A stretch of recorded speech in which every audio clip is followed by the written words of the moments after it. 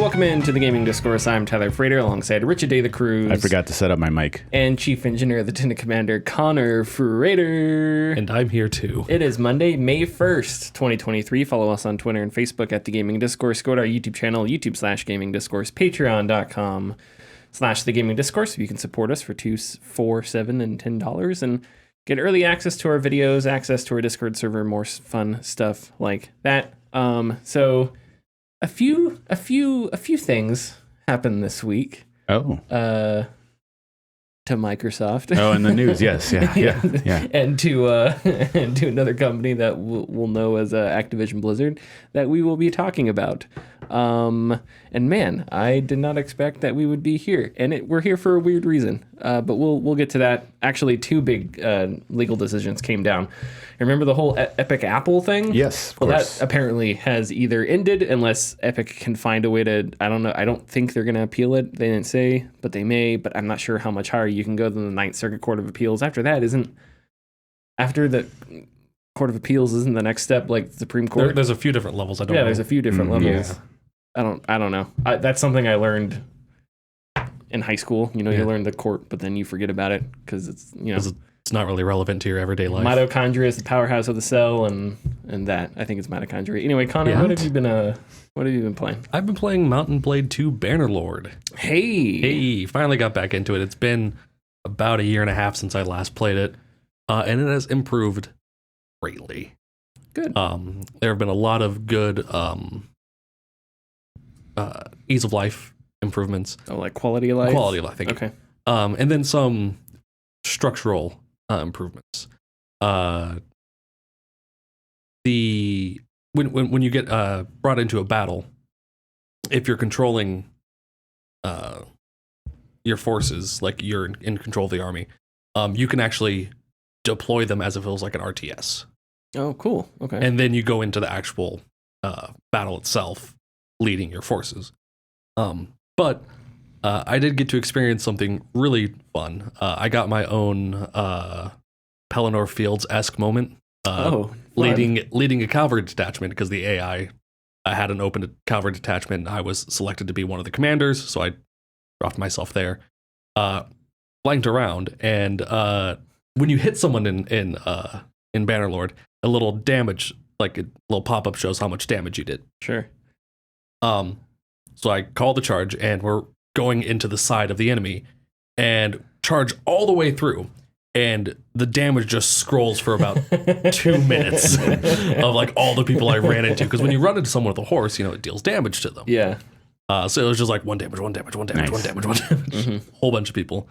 And it's the way it presents it, like slowing down your horse and like just the thud you hear. It's very tactile. Okay. Visceral. Yeah, it's very visceral. Kind of feel the impacts. Mm-hmm. So it was very satisfying to charge through, reform, charge again, and just decimate a force. I have tried to get into Bannerlords probably 4 or 5 times over the years, and I can never. The previous one and this one I've tried a couple times, and it's just I can never get past like some of the jankiness. But when hearing because it's like this a big emergent RPG. Yeah.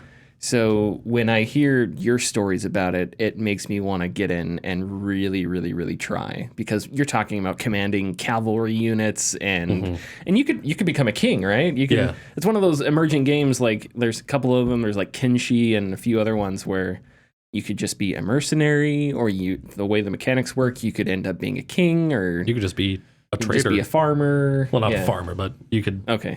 Set up caravans and just go from city to city, buying and selling goods. Yeah, and that's really cool. And it's one of those things where it's like, maybe I'll try it one day. I don't know, but I'm glad you are enjoying it, because it's a game that you were looking forward to for a long time. Yes, and it's finally out this year. Well, it came out last year, I think, but a couple of years ago, a year before. Yeah, but now it's like gone through patches and everything. Earnestly, it's released now.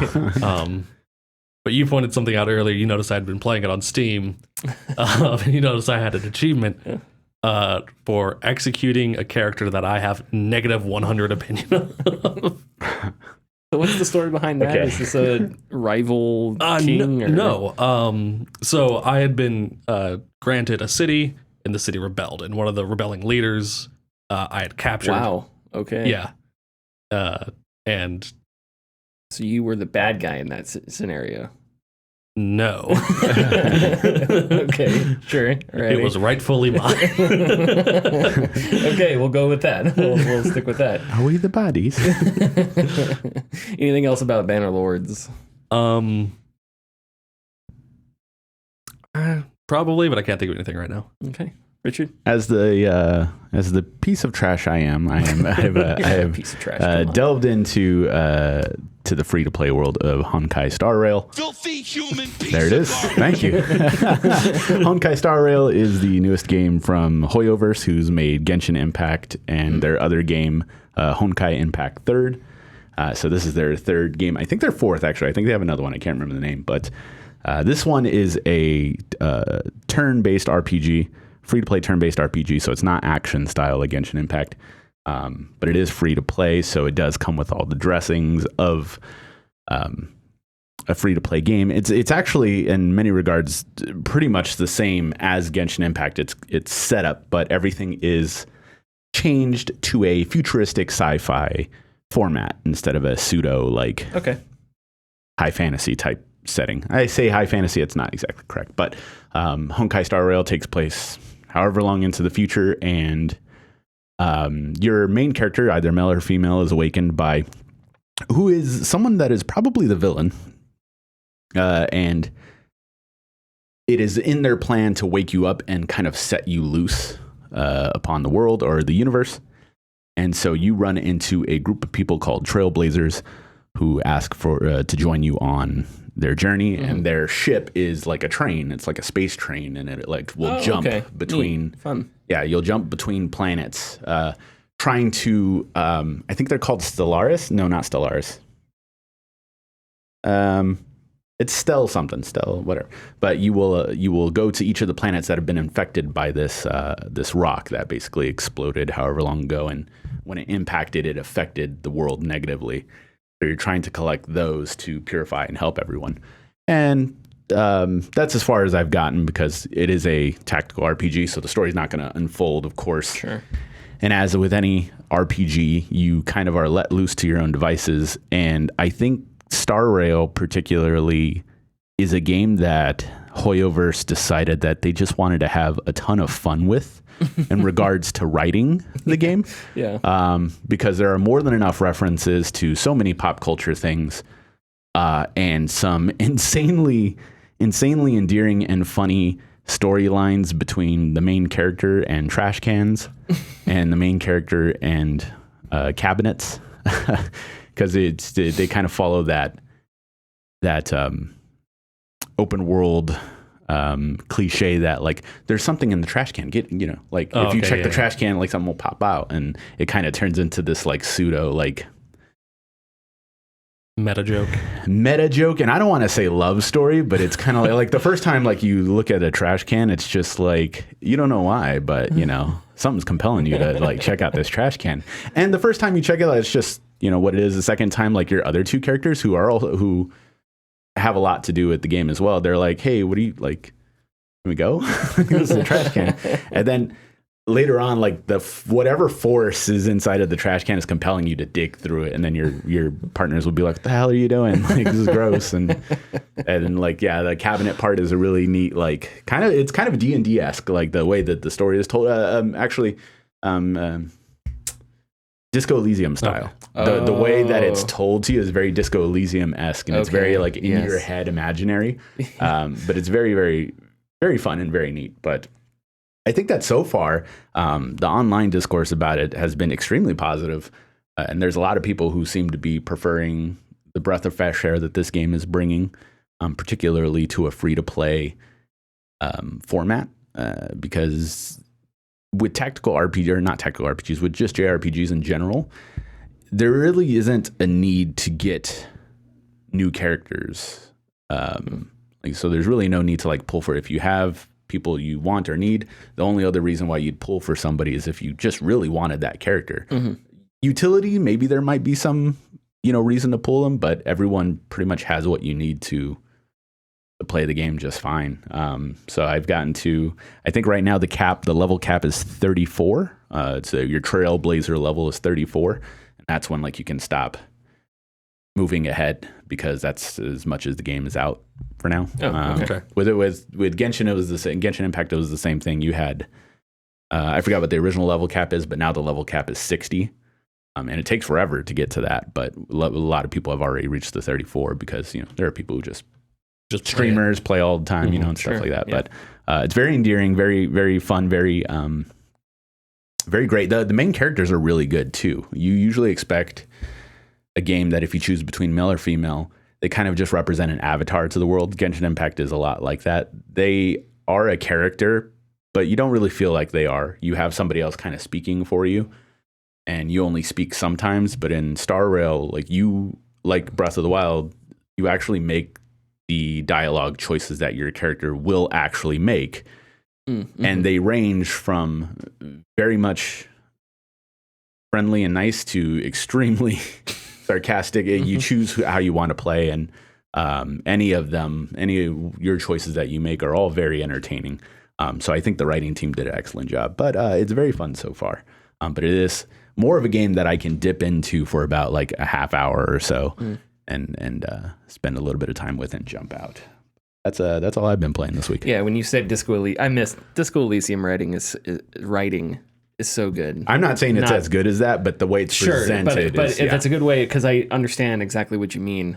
Because in my head instantly popped up like you playing that game. And what was there's a stat in Disco Elysium that is the stat that always wants to party and drink and do drugs.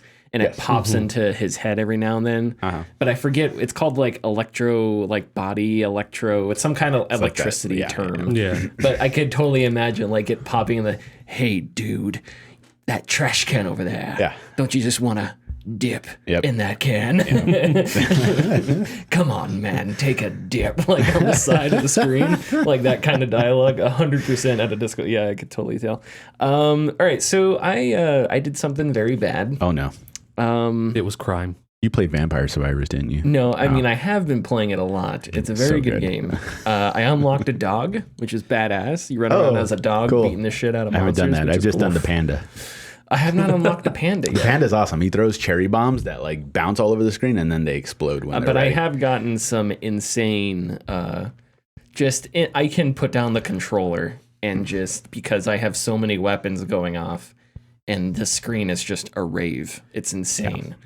So that Vampire Survivors is very good. There's going to be an animated series. I don't know if you guys. I saw the announcement. Yeah, I just saw the announcement too. Yeah, so good for them. A game that's $6 and a couple DLCs that are $4, and it's going to get its own animated series, which is awesome. Yeah. No, but so there's like this year is going to be so busy because Starfield's coming out, Baldur's Gate 3 is coming out. There's some game called Zelda coming out in a couple days. Yeah. Today, if you're lucky enough. Yeah, today. So there's like a few games coming out this year that are going to be time consuming.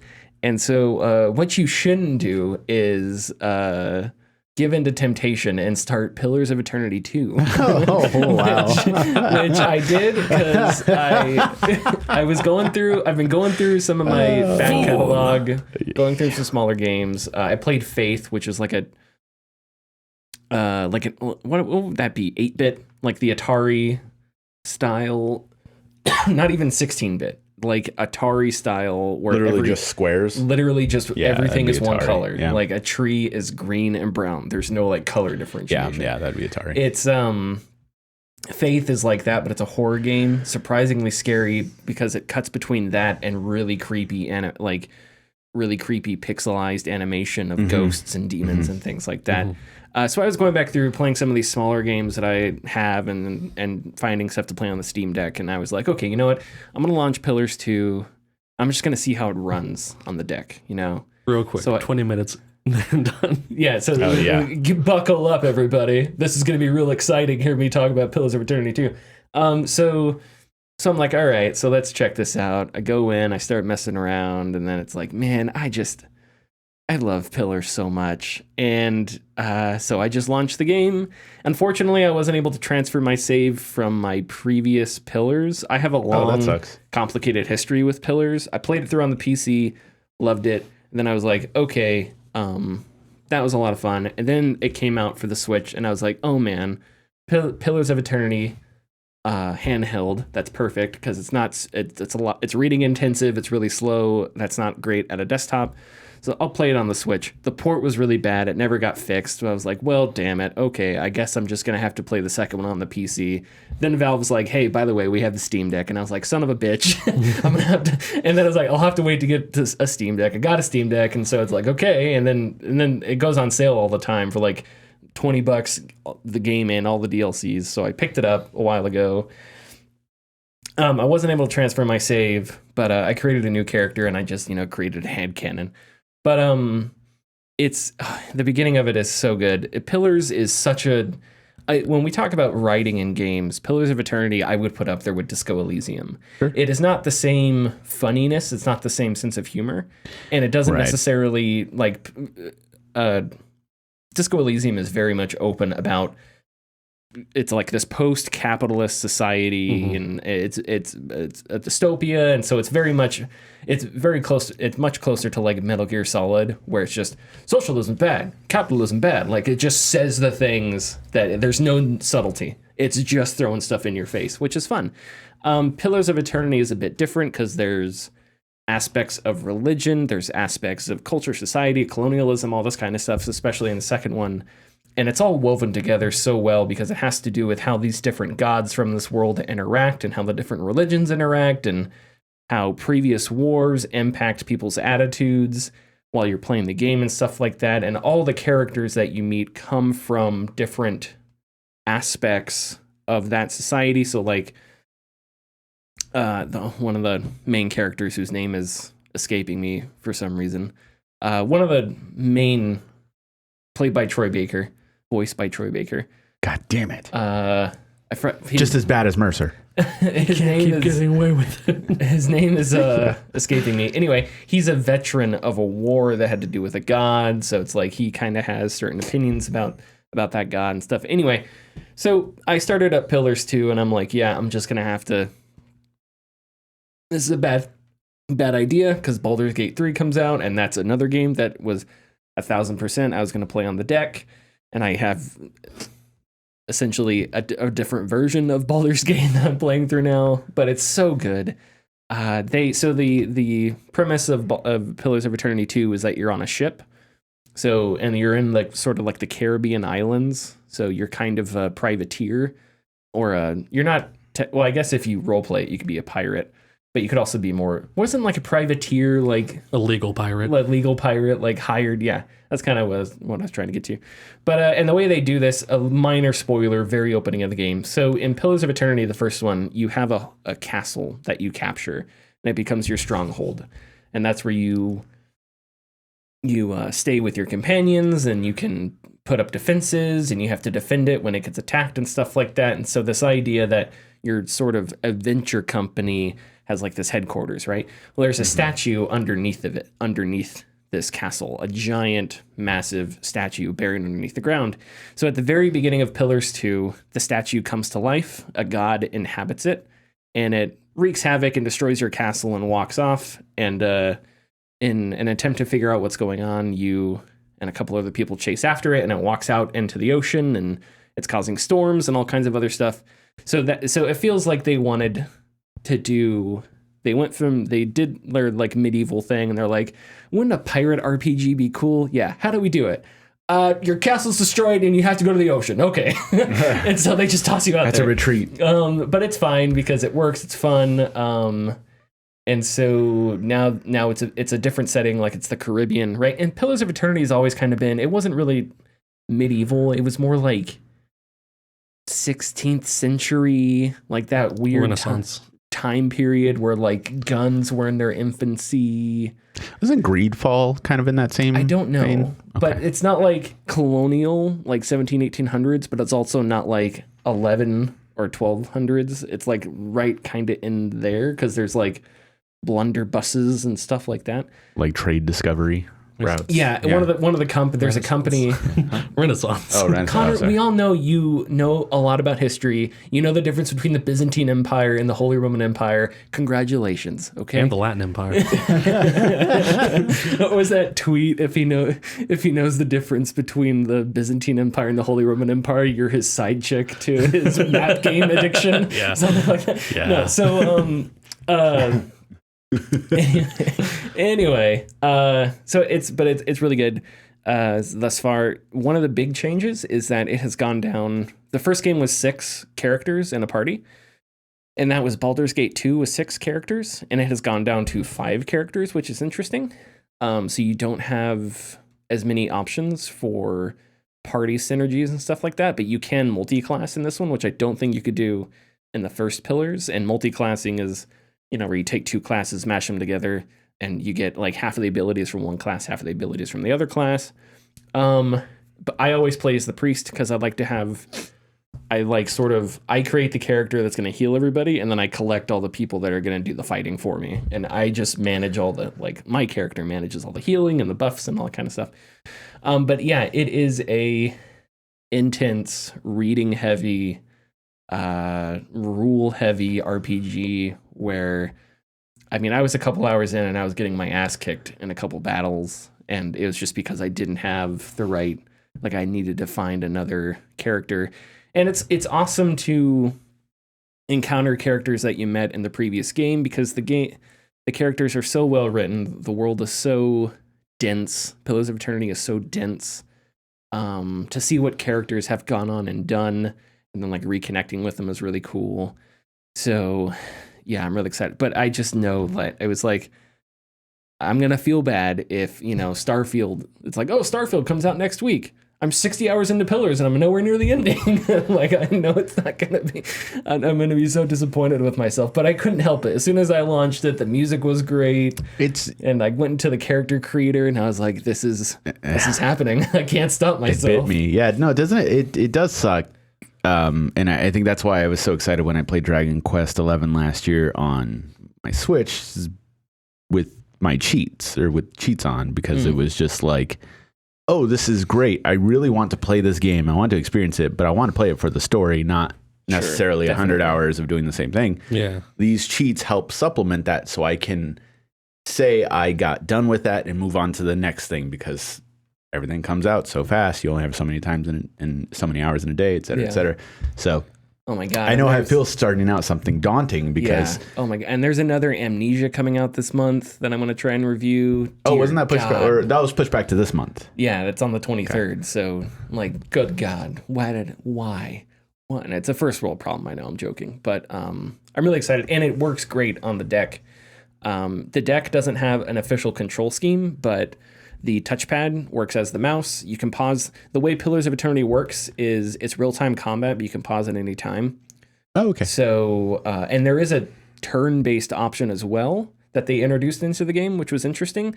But I read that if you played the first one, you'd probably prefer the real-time combat where everyone's doing their actions at once.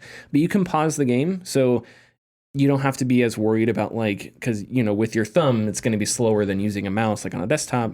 But the way that I have it working right now, it works fine and it runs fine. And yeah, it's one of those things where it's almost too good to be true, because it's I can't believe I have a game this dense, this well written on a handheld, and there's workshop.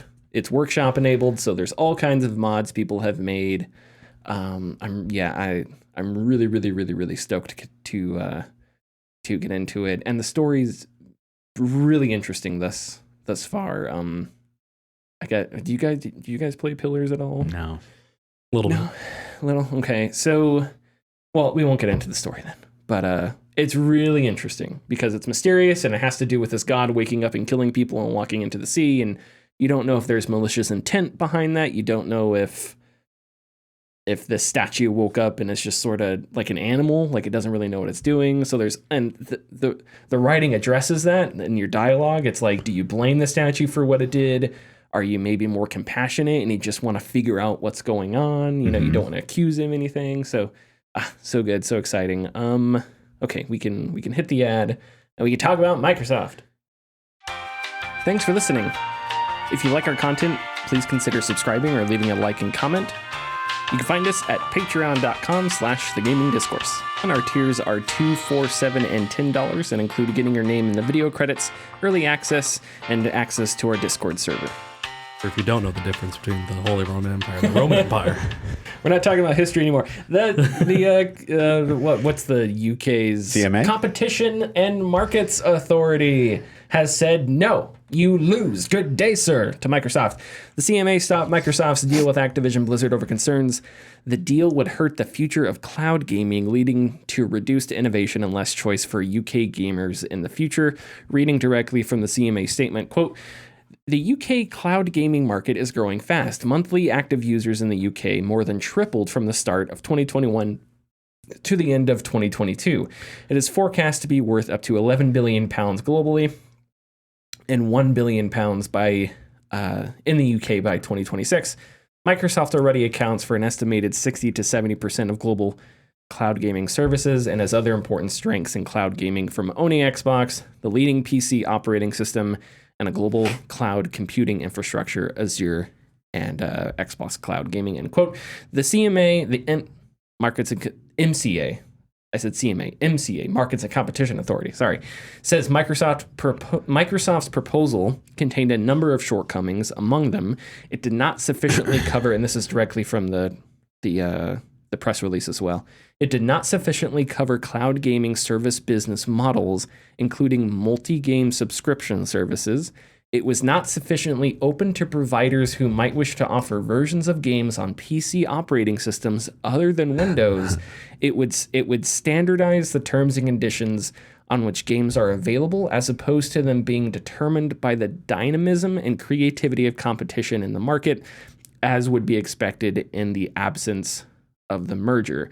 Of course, Microsoft was very unhappy about this. Brad Smith, who is the president of Microsoft, I think, I don't remember his title, he said all kinds of stuff, and we're not going to get into everything that Microsoft said. Let's just say they were unhappy and leave it at that. Okay, what do we think? Not just them, a lot of other people were. GeForce came out and was like, you guys dumb? GeForce and another, I think it was another cloud company, I forgot from which country, but they both came out to the defense of Microsoft, pretty much stating that with Microsoft, cloud gaming would actually become better. There would be more games available for everyone else instead of less games available. I know, I understand what they're saying by not sufficiently open to providers who might wish to offer versions of the games on a PC operating system other than Windows. There's a lot of weird about this. That is, yeah, there's a lot of weird points they make against the merger, but they're weird because those can easily be broken down. Games not being accessible on operating systems other than Windows is not Windows' fault. It's those operating systems' fault. Exactly, yeah. And even then, those are markets that don't necessarily want to grow. They know their audience and they're sticking to it. Yes.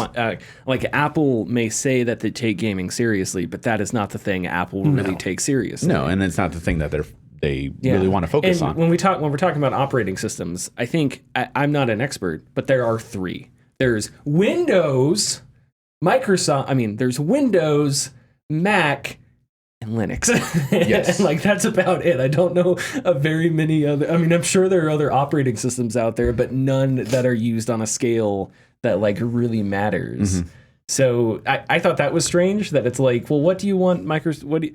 Because it's almost like they're blaming Microsoft's being successful with Windows. Well, they're essentially pointing at Windows as the leading OS for games, but it's like, what do you want Microsoft to do about that? Mm-hmm. And listen, I don't want the merger to happen. I don't think it's a good idea, but it's undeniable that a lot of the stuff in this decision is weird and questionable. The whole thing about cloud gaming, that it comes down to cloud gaming is strange to me, because we just don't know how that's gonna turn out. And this statement, right? It says monthly active users in the UK more than tripled from the start of 2021 to the end of 2022. And it's like, yeah, okay, it went from 10 to 50. Whoa, crazy, or something like that, right? Of course. I'm sure that the number of people that that started consistently playing games on a cloud service, I'm sure it increased, but we're not talking about increased like in such a way that it's changing the dynamics of the games industry. Right. Yeah. If anything, with the closure of Google Stadia, that has probably relatively decreased cloud gaming's total like weight when we talk about its impact on the games industry. That's not to mention. Well, I mean, relatively speaking, I'm just saying. That's not to mention the amount of time being played on cloud gaming. I don't believe that people hop onto cloud gaming to play for long periods of time. Yeah. They may do something to play it for a little bit, or even just to check it out. A few times I've played cloud gaming, it's only been to check something out real quick. Yeah. And other times we don't have the cloud game. We have like remote play. Which is something which I've done with PS5 and Xbox and Steam to better success than cloud. Yeah, which remote play is sort of similar to cloud gaming, isn't it? In a sense. Yeah, you're using your own home network to stream your console to. Whereas cloud gaming is you're using Microsoft's network or whatever to stream stuff. So there was a bunch of other weird stuff that I saw out from the decision. It does. There was a reporter from Kotaku, a well-known reporter, but I don't remember who it was, that was tweeting out different things. Somebody at PlayStation or a third party said that they got,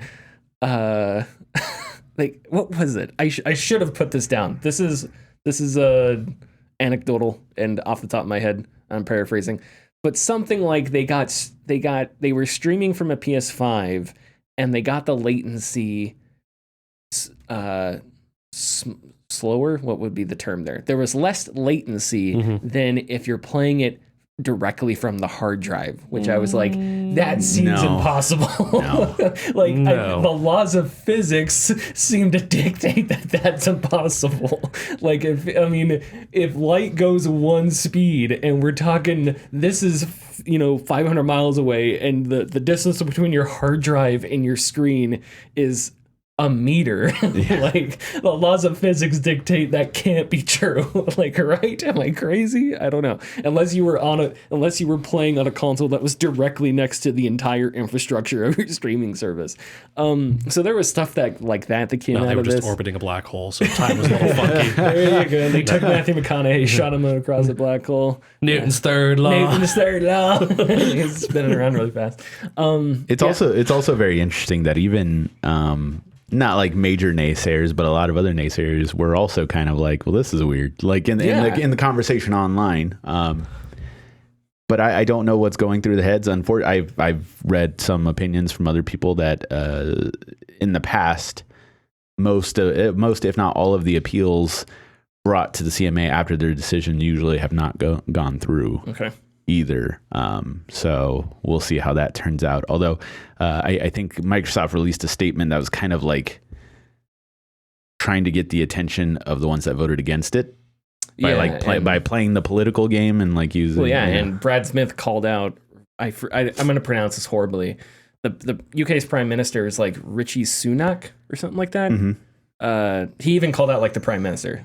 So they were going full board political, like, hey, it would suck because because this is telling us that the UK doesn't want to be a center for technological innovation, as if Microsoft cared about that 2 years ago. They didn't give a shit. So it's like all of a sudden they suddenly care about the UK's economy and the tech industry. But anyway, so yeah, I think I don't want this to go through just because I just don't like the idea of Microsoft. I don't like the idea of massive companies buying big companies. I just don't think that's, I don't know. Corporations getting bigger just never seems to be a good thing, as evidenced by all of human history. So it's like, I don't know. It's the illusion of choice. But I understand. But yeah, I would agree that the reasons behind this are strange and weird.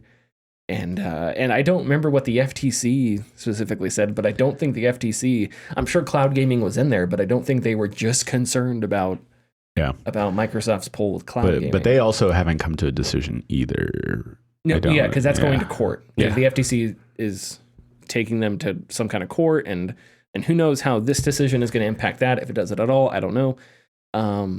What Microsoft does from here is going to be interesting. So because we know that they wanted King, so unless they fight this and in a couple of years it goes through and they get King, then that's a solution. But until then, they don't have King. And I think Microsoft was kind of also in a place where they had been riding on Game Pass for a really long time. They ended that $1 price. And I think everyone's kind of expecting soon there's going to be some kind of price increase or something like that. Does this expedite those changes? I don't know. Does this expedite their efforts in more first-party titles? In what are they going to do, like with Halo moving forward? What are they going to do with Gear? Is Gear 6 being made? There was a report that's there's like no news on Gear 6. Really? Yeah. That seems weird. That does seem weird. Because Gears, I don't remember how successful Gears 5 was. So it's from critical standpoint, it sounded like it was really good, but I don't know about sales. Okay. But like I said, from playing Gears 4 recently, it still feels stuck in the mid 2000s, gameplay wise, and storytelling wise also. I don't remember Gears 4 being very good. But they've also got Starfield's going to be huge this year. Redfall comes out tomorrow. It's correct. But Starfield comes out later this year. Elder Scrolls 6, 7, 8, 10, whatever. At some point. Elder Scrolls after Skyrim is in the next couple of years, maybe. And Avowed. Oh, yeah, which is Avowed, which is set in Aora, which is the Pillars of Eternity universe, which is cool. But it's a sort of a first-person RPG, which I'm excited for. That's Obsidian. Do they own Obsidian? Yes, they own Obsidian. Oh, I didn't know that. Yeah, they own Obsidian. Okay. Yeah, so... And Private Division, which was an offshoot of Obsidian. Oh, geez. Yeah. No, and Bethesda, which spawned Obsidian. Yeah. What did Private Division... Outer Worlds. Did they make that, or did they just publish that? They made that one, yeah. They made that, because Private Division does publishing, too, They published Hades, yeah. They published Hades. Did they? Yes, they did, on PS5. I'm not sure if they published... Wow. I'm not sure if they published the Xbox One version. But. Yeah, because if I remember the story with Private Division was set up to be sort of like the AA type publisher, developer, but not like a AAA, however you want to... whatever. Exactly. But yeah, it's going to be interesting to see, besides the political, the UK is going rogue and they're going to kill us all speeches from Microsoft and Bobby Kotick and stuff like that. I would like to see some put your money where your mouth is, start making bigger changes. I don't know. They point at the deals that they've made, the 10-year deals, and those are nice. But, I don't know. I feel like if you really want to... PlayStation is so successful right now with the PS5, and it seems like every day, somehow PS5s just keep popping into existence. They do. 2 years ago, they were nowhere. Yeah, that was, within the last week, there was also a port. The sales are down on Xbox consoles. Yeah, so it's like, how do you change that around? How do you... I don't know. How do you change the narrative? I don't know. I'm not gonna pretend... sitting here that I have any idea with a company that big, but I think big name games would help. I think a new Halo that has much more positive, narrative around it would be a big deal. I think a new Gears with more positivity around it would be a big deal. Yeah, we need that damn Fable. Yeah, really. Yeah, wasn't what happened with all the Fable? It was announced several years ago, and then there was another report about a year and a half later about how much trouble it was in. Jeez. It's weird. The Senua's Sacrifice sequel, which isn't as big of a game, but that one was announced with the Xbox Series X's launch. Yes. And that one is 3 years still, ago now, Yeah. Yeah, no, and they gave Fable to Playground Games, which Forza Horizon is excellent, but that's all they've made. So it's kind of like, it's plenty of times a developer who doesn't make a game in their genre has proven themselves to make a good game in a different genre. But Alien Isolation. Yeah. Oh yeah, definitely. But yeah, one thing people don't think about is Microsoft Xbox consoles are actually a really good place to play multiplayer games. at-home single-player screen multiplayer games and multiplayer games in general. State of Decay, Sea of Thieves, Grounded. That's all Game Pass. That's all Game Pass. And then even then, for those who want to have that, I have a friend who's very into Age of Empires. You can play Age of Empires on your Xbox. I think that with a little more work, if they wanted to pump out more of those experiences for people to check out, that'd be a good place to focus. But they do sorely need really good single player focused games. I feel like, I don't know, I feel like when you look at, I know that seems so simple and like, I don't know, it feels like you're talking about football and, well, the team should score more touchdowns. It's like, okay, can you give us something more nuanced than that? But it's like, do better. What's the big difference between them and PlayStation? It's like PlayStation every year releases one big, super popular title. First party game. Except this year. Did they release something this year? They're releasing Spider-Man this year, supposedly. Oh, yeah. So if that one comes out, I mean, Horizon Burning Shores came out 2 weeks ago. So it's like every year PlayStation has one of those big first party IPs, and they expanded to PC, and it's absolutely killing it on PC. Not to mention all those sweet exclusives they have. Final Fantasy 16 being one of them. So it's like, so PlayStation is successful right now, and the big difference between the two companies is one of them has lots of like first party games that are associated with the PlayStation brand, where Xbox just doesn't have that as much. There are games that are exclusive to the Xbox ecosystem, like Sea of Thieves, like whatever. But nobody, I think when you see Sea of Thieves, you just think Sea of Thieves. You don't necessarily think the Xbox, like you think when you see Horizon Zero Dawn, you think, okay, that's a PlayStation game. That's a very good way to put it. Yep. I don't know, and that's just I think marketing, and that's just the reaction to the games, right? Maybe you're just a shill, man. I don't know. I'm kidding. But yeah, it'll. I guess we'll see. We'll see what happens. Richard, what's going on? Oh, yes. I just want to circle back to the focus on cloud gaming. Or got a little off tangent on that. This may be a bit conspiratorial, so prepare your tinfoil hats. Okay. But you put it out there that it was odd that was what they were focusing on, and it really feels like a IRS going after tax evasion with Al Capone. It's like, we can't do anything except for cloud gaming, so let's just pin it on cloud gaming. It really feels like someone at the MCAA was like, really didn't want this deal to go through, so they're just like, fuck it, cloud gaming. They're pinning it on the one thing that is like not it. Yeah, that little ambiguous little. It is strange, and it's like, I don't doubt that cloud gaming could be a part of the future, but it's only I'll use the word supplemental thing. It's not going to be the main way people play games unless we really upgrade our internet infrastructure. Yeah, because last year globally, the video game industry pulled in about $200 billion in revenue, and if they're saying by 2026 it'll be 11 billion, and it's that which is in 5% in of dollars, what it was. That's like $13 billion, 11 billion pounds. That's off the top of my head, probably wrong, but it's not that much different. Yeah. It's not a huge market, right? Yeah. And that's the revenue from last year. They're predicting in 4 or in another 3 years, so that's just going to continue to grow. So it could possibly be less than 5% of the entire industry for cloud gaming. Yeah, and I don't know if that is the business in 5 years. And I assume cloud gaming is expensive because you have to do servers and all that stuff. Those servers up and everything. I don't know. I'd assume, but who sets up those server farms? AI. Microsoft. Oh. So like, Chat GPT. No. So it's like if it's costing you so much money and it's going to be like this small part of it, there's got to be a balance there, right? You're not going to dump some huge inordinate number into cloud gaming if cloud gaming is slowly growing and as a small part of the global games industry, right?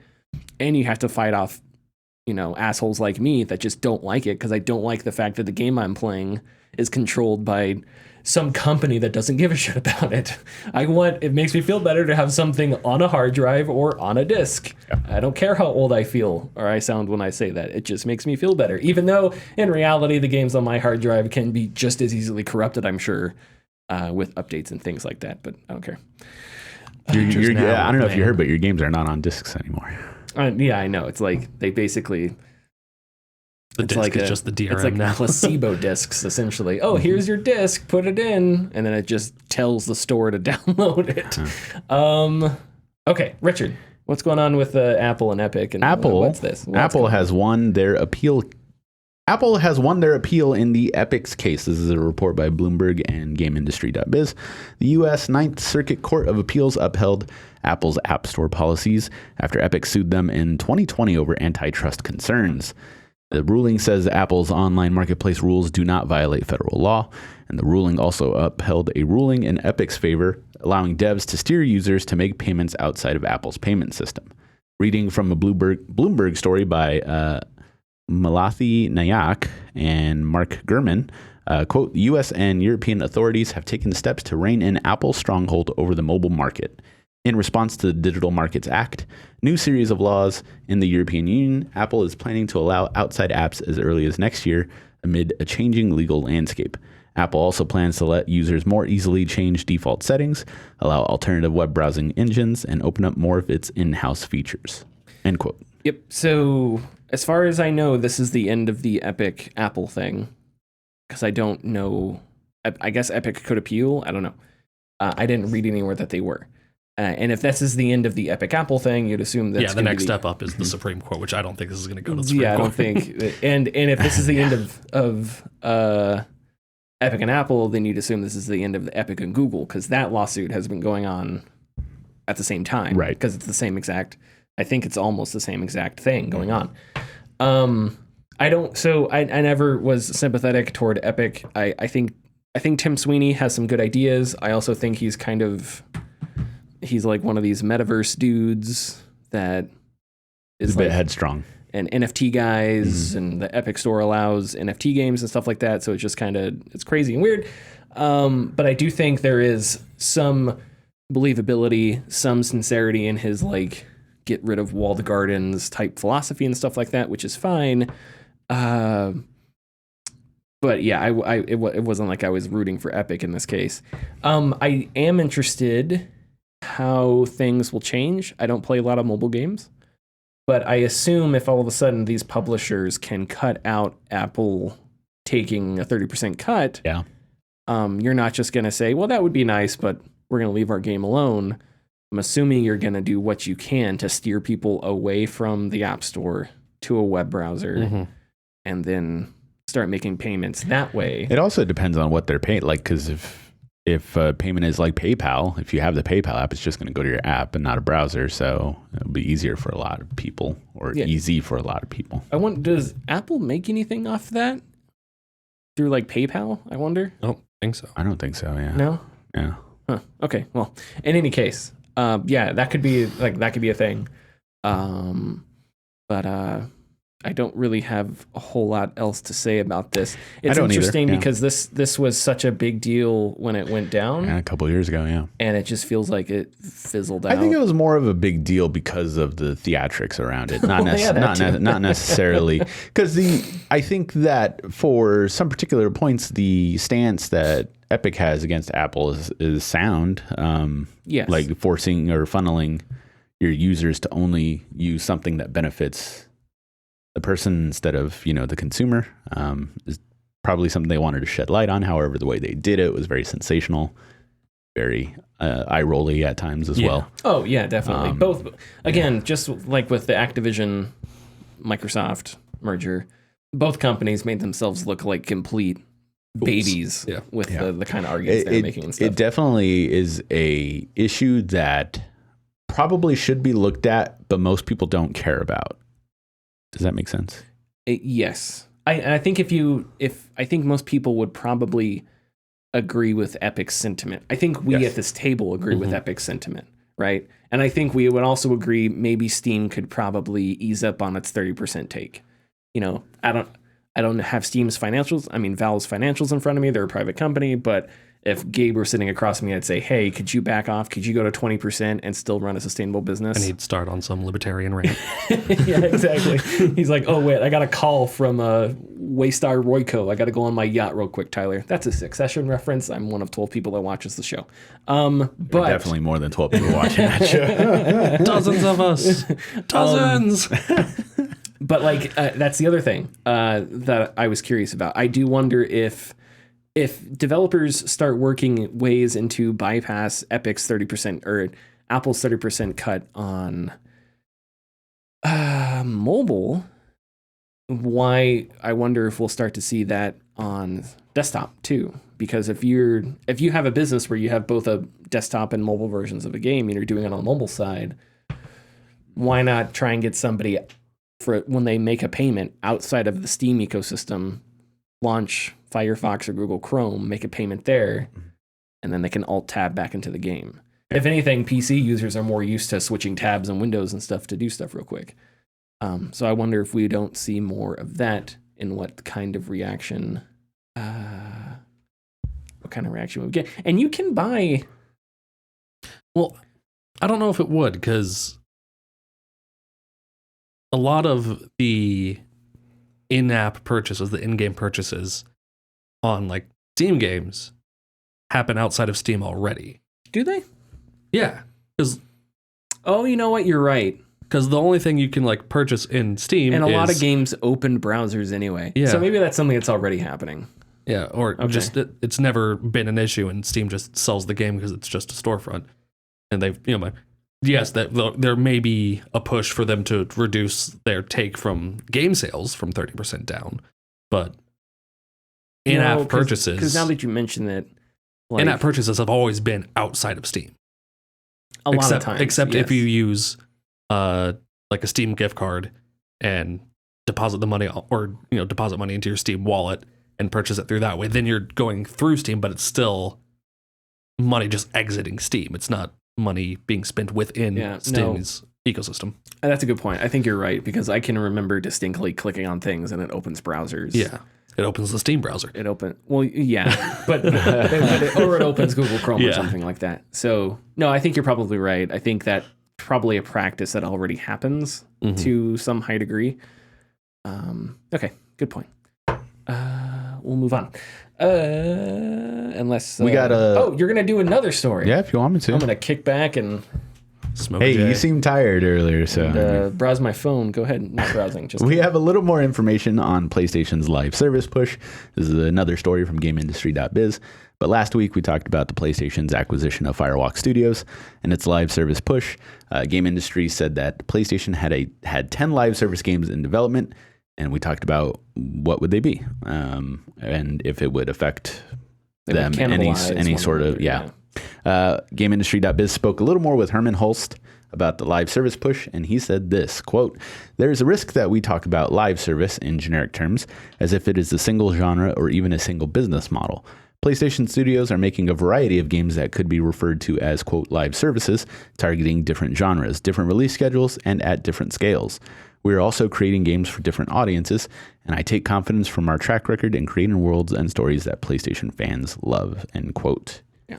So the point he's making is that live service can mean a lot of things. So it's like the Last of Us multiplayer game, that'll be a live service, but then you have sort of whatever Firewalk's making, which sounds closer to like a Destiny type venture. So right, which I think Destiny is the best and worst example of a live service game, because because it's a live service doesn't mean it has to be free to play. It just means it has to be consistent. So creating one game for a price of $70 and then every year releasing an expansion for like $20, that's something that I consider a live service. Yeah, and even then, I mean, because they're like, I think we would consider Madden a live service game, or just something with a battle pass. Or something with a battle pass. Actually, I'll go back to them, but Genshin Impact and Honkai Star Rail have battle passes. They're not shooters or anything. They just give you extra rewards and things for completing it, $10 every 3 months or something like that. Yeah. So I think I do think there is a little more. Yeah, I think what he's saying is I don't think that's corporate speak. I think there's a lot of truth there.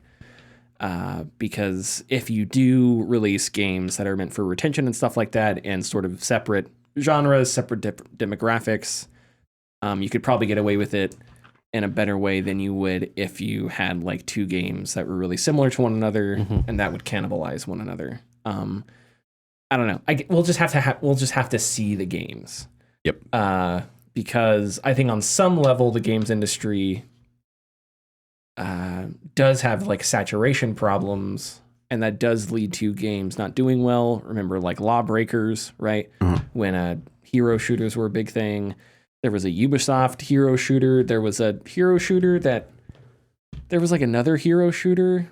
There's a lot of them that came out, and it like the art looked exactly like the Ubisoft hero shooter one. And anyway, but it was saturated, and the things collided, and Lawbreakers and other stuff isn't here anymore. Same thing with like Battle Royale. So I guess we'll just have to see the games to see.